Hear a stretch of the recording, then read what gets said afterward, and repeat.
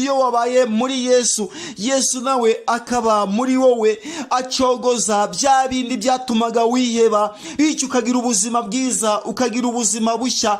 Ngwino muri Yesu. Yesu atanga amahoro. Yesu agarurira umwana w'umuntu icyizere cya kindi yatakaje, bigatuma ubuzima bwiza bubonerwa muri Yesu Kristo buba mu mwana w'umuntu watakaje icyizere. Ngwino Yesu araruhura, ngwino Yesu arakiza, ngwino Yesu aragukunda, ngwino Yesu afitiye umugambi mwiza ubugingo bwawe. Ngwino wicogora, ngwino were kwiheba, ngwino were kwiganyira. Humura Uwiteka aragukunda, humura Uwiteka Imana arakuzi. Ngwino garuka.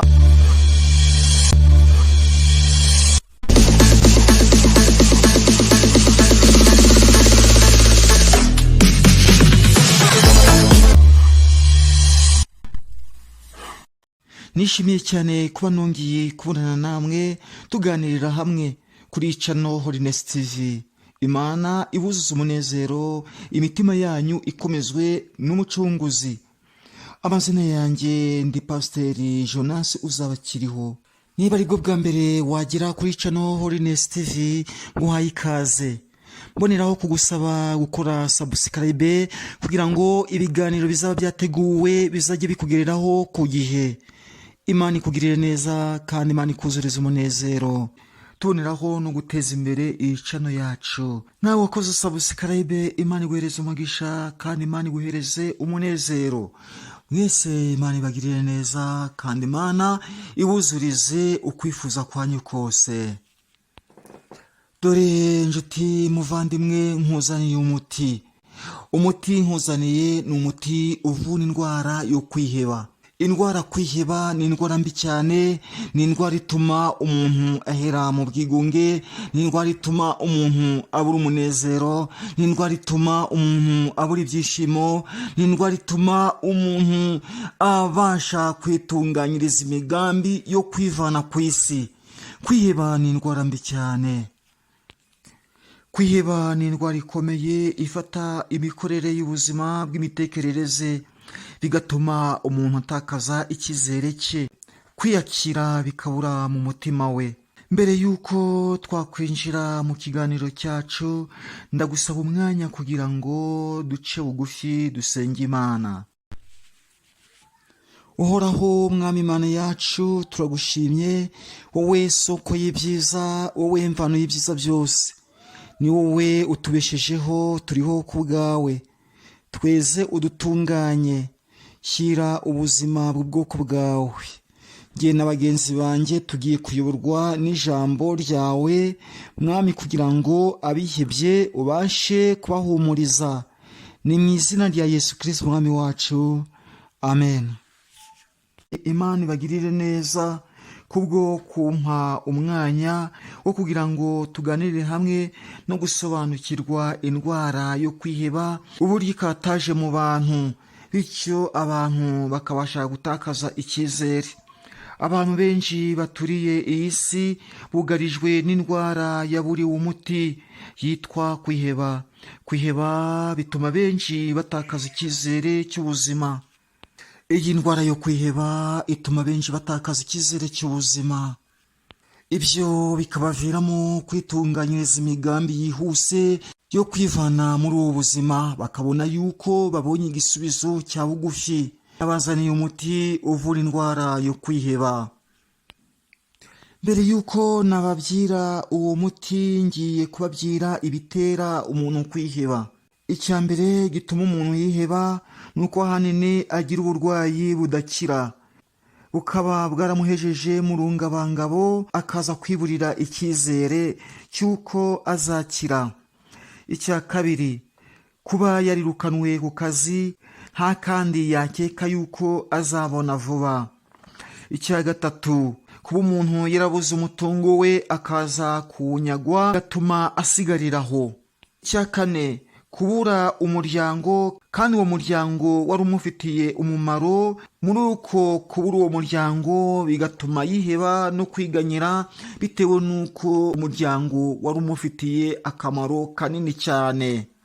Icya gatanu, kuba umuntu yarafite ubucuruzi bityo akaza kugwa mu gihombo kirenze imitekerereze ye, bigatuma uwo basangiraga amwivanamo bitewe n'uko ibyamuhuzaga nawe yabashije kubihomba. Ubucuruzi yarabuhombye, amafaranga arabura, noneho biza gutuma yitakaza icyizere, bityo ukwiganyira kukabasha kuba muri we. Bimwe mu bituma umuntu yiheba nibyo mbashije kuba nabagezaho, hari n'ibindi ntabashije kuba navuga, ariko iby'ingenzi nibyo bituma umuntu yiheba. Nshuti bavandimwe rero, nabazaniye umuti mwiza uvura kwiheba. Uwo muti nabazaniye ntabwo uwufata wose uko ungana ngo ukizi yuko uri buze kuwunywera rimwe. Ugenda ufata gake gake, bityo kwa kwiheba kwawe kukagenda kugabanyuka muri wowe. Iyo uwo muti ufashe neza bituma wigirira icyizere.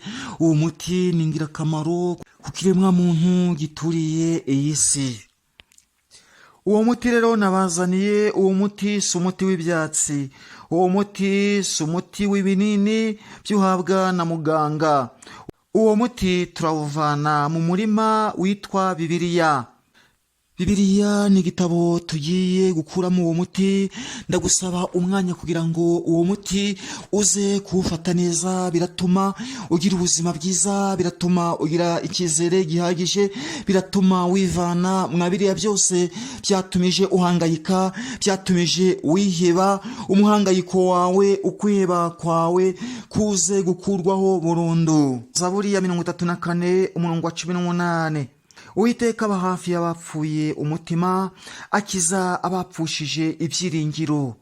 Icyo bisobanura, Imana iba hafi y'abari mu bwihebe kandi ifasha umuntu wese utakaza icyizere. Ntabwo Imana itererana abihebye, ntabwo Imana itererana abashije kubura ibyiringiro, ntabwo Imana itererana ababashije kujyana umutima kure bagatakaza ibyiyumvo, bagatakaza icyizere. Abameze batyo Uwiteka Imana arabashaka. Dusome mu gitabo cy'umuhanuzi Yesaya igice cya 41 umurongo wa 10. Haravuga hati, ntutinye kuko ndi kumwe nawe, ntukihebe kuko ndi Imana yawe. Nzajya nkukomeza, ni koko nzajya nkutabara, kandi nzajya nkuramiza ukuboko kw'iburyo. N'igihe wumva uri wenyine cyangwa wabuze icyizere, Imana irahari ngo iguhe imbaraga. Nubwo wumva kwiheba cyangwa ufite agahinda, urahamagarirwa kwibanda ku Mana, niho hatanga amahoro n'icyizere. Bigatuma muri wowe wivanamo ipfunwe, bigatuma muri wowe ubona amahirwe meza yo kubasha kukwerekeza mu bumwe no gufatanya n'Imana Data, ukumva muri wowe n'Imana muri kumwe. Matayo igice cya 11 umurongo wa 28 turageza umurongo wa 30. Mwese abarushye n'abaremerewe, nimuze munsange ndabaruhura. Mwemere kuba abagaragu banjye, munyigireho kuko ndi umugwaneza kandi noroheje mu mutima, namwe muzabona uburuhukiro mu mitima yanyu, kuko kunkorera kutaruhije n'umutwaro wanjye utaremereye. Ayo ni amagambo y'Imana, amagambo meza, hahandi ugomba kubohorerwa ukwiheba kwawe. Yesu niwe ubohora, Yesu niwe uruhura, Yesu niwe uvana umuntu mu bwigunge, Yesu niwe uvana umuntu hahandi yabashije kwigungira akabasha kwiheba, akumva yuko atahava, akumva yuko atsikamiwe n'ibibazo, akumva yuko yagiye kure.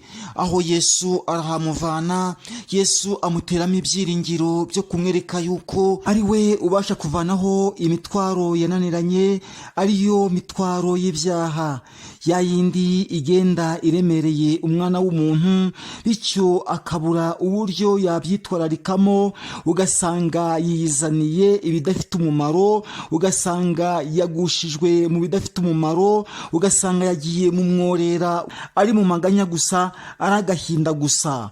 Aho Yesu arahamuvana mu gihe cyose cy'umwana w'umuntu yabashije kumva ijambo ry'Imana agatsindwa n'urubanza, bigatuma ahitamo inzira y'ukuri yo gukurikira Yesu, kuko Yesu ari we uruhura abarushye, kandi ahamagarira umuntu wese kumugeraho kugira ngo abashe kumuruhura. Ntabwo ari umutwaro yikorera ku mutwe, ahubwo ni umutwaro wo mu mutima, wa wundi yarwanye igihe kirekire, bigatuma atakaza icyizere cyo kubaho. Aho Yesu abasha kuvuga yuko abamusanga bose abasha kubaruhura iyo mitwaro imeze ityo.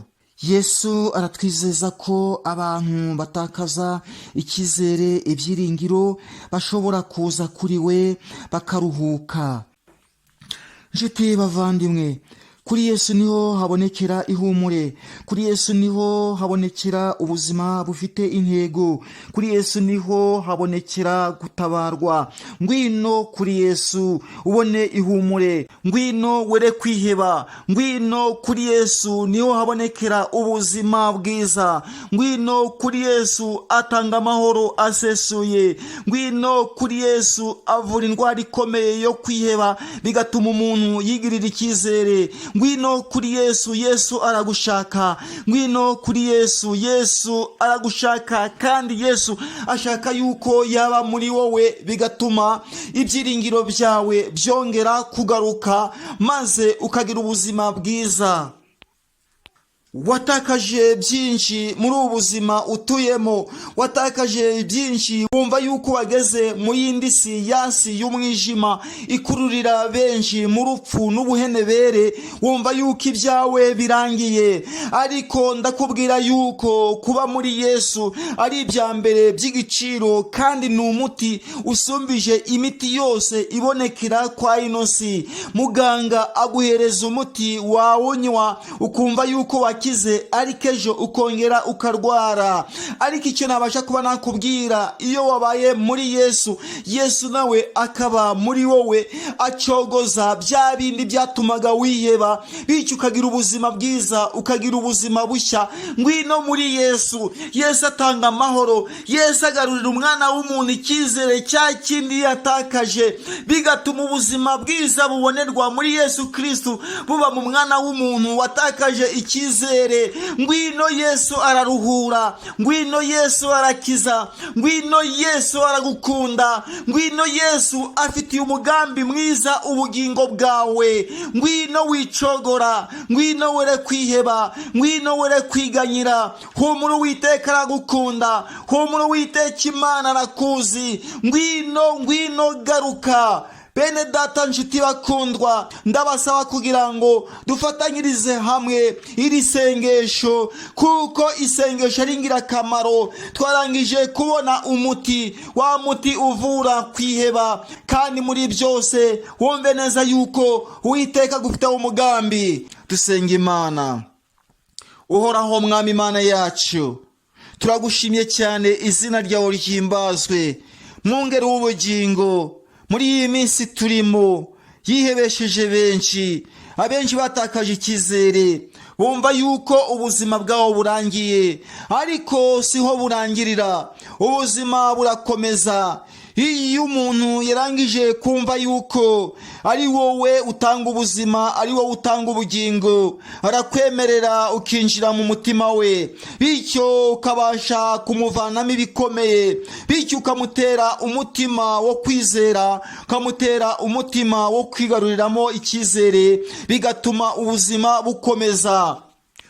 Iri jambo ryawe twavanyemo umuti wadukiza ukwiheba. Mwami, turarigushimiye cyane kuko wariduhereje ku buntu. Turagusaba kugira ngo dukomezwe nawe. Uwatsinzwe n'urubanza yumva yuko yari yaratakaye, atakarira mu bitagira umumaro, ajya mu biyobyabwenge bitewe no kwiheba, ajya muri bya bindi byatumaga ubuzima bwe bwagera mu kaga ko gupfa, akaba amaze kumva ijambo ryawe, akaba atsinzwe n'urubanza. Mwami, ubashe kumugira neza no kumweza no kumutunganya, umugire uwawe, izina rye ryandikwa mu gitabo cy'ubugingo, bityo ubwo uzaza uje guhemba no guhana, tuzabone ubuhungiro muri cya gihugu cy'ubugingo, cya kindi gitemba amata n'ubuki, ari bwo bwami bwo mu ijuru. Ni mu izina rya Yesu Kristo umwami wacu, amen.